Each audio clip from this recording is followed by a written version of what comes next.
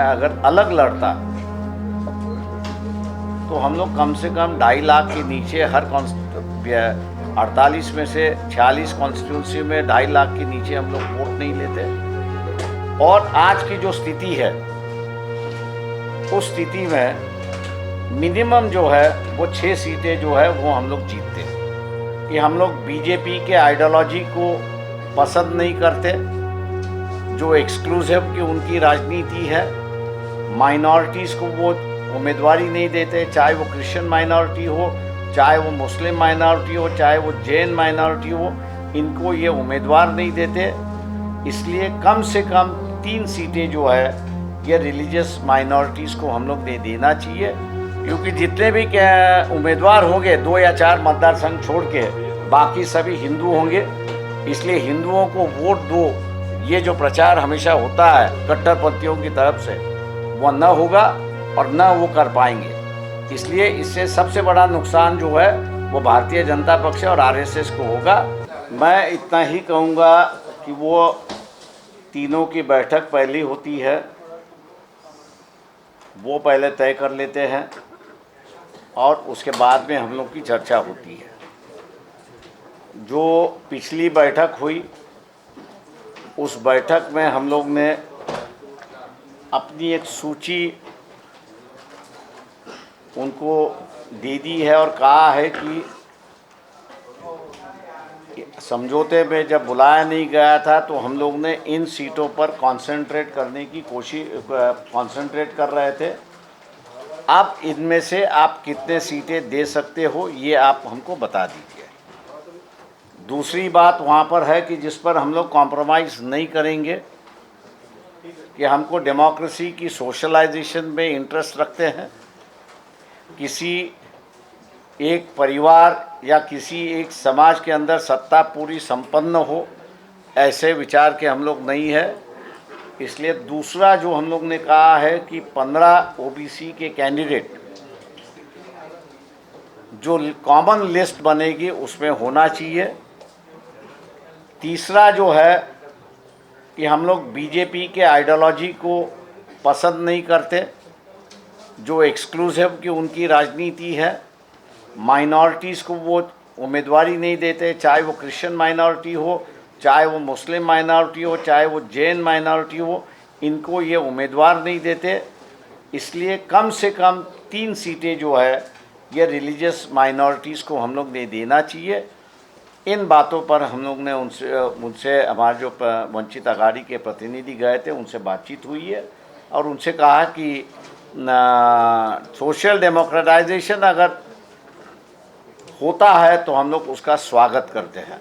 ये भी उनको बताया गया है कि आखिरी वक्त तक हम लोग ये जो कॉमन एजेंडा जो है इसको लागू करने के लिए और अमल करने के लिए आप लोगों के साथ रहेंगे।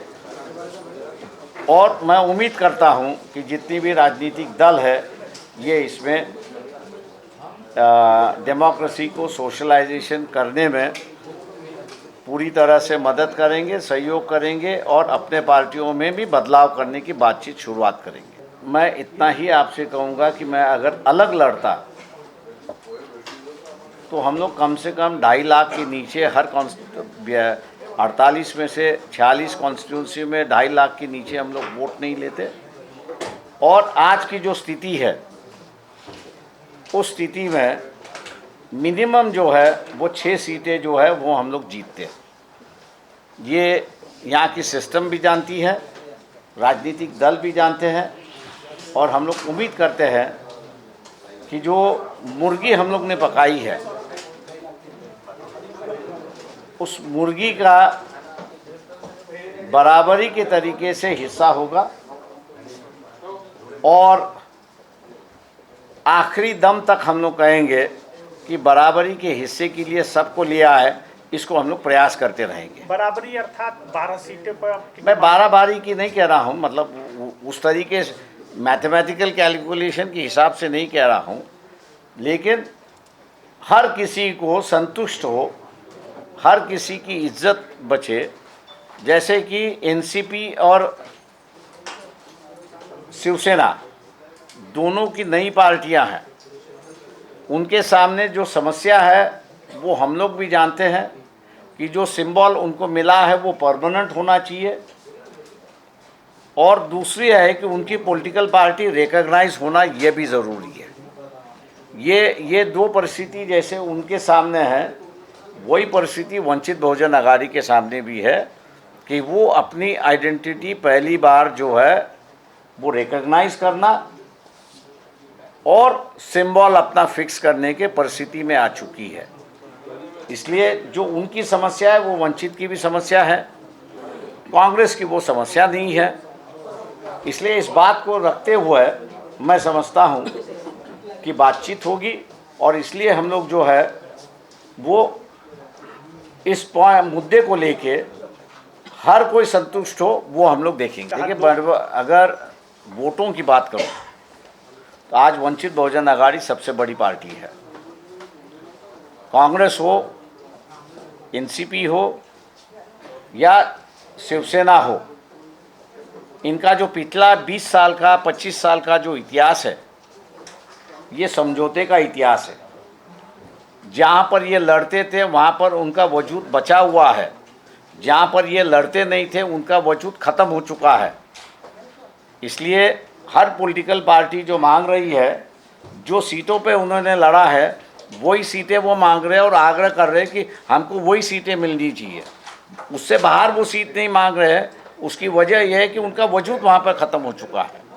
इसलिए मैं कह रहा हूँ कि इस बात को देखते हुए कि बराबरी होनी चाहिए, हर किसी की जो मजबूरी है वो मजबूरी पूरी होनी चाहिए, उसको हम लोग ध्यान पे रखते हुए बातचीत कर रहे हैं। अगर मल्टी कॉन्टेस्ट होता है तो सबसे बड़ी कैजुअलिटी जो है वो धर्म की होगी, धर्म की राजनीति की होगी, क्योंकि जितने भी उम्मीदवार होंगे 2 या 4 मतदार संघ छोड़ के बाकी सभी हिंदू होंगे। इसलिए हिंदुओं को वोट दो, ये जो प्रचार हमेशा होता है कट्टरपंथियों की तरफ से, वो न होगा और न वो कर पाएंगे। इसलिए इससे सबसे बड़ा नुकसान जो है वो भारतीय जनता पक्ष और आरएसएस को होगा। इस बात को मेरे ख्याल से मैं सभी के दिमाग में डाल रहा हूँ। दूसरा जो है, जो समाज की राजनीति है, फिर वहाँ पे शुरुआत होती है, और जो कैंडिडेट अपने समाज के बाहर पॉपुलर है वो जीतेगा, ऐसी एक परिस्थिति मुझे दिखाई दी थी।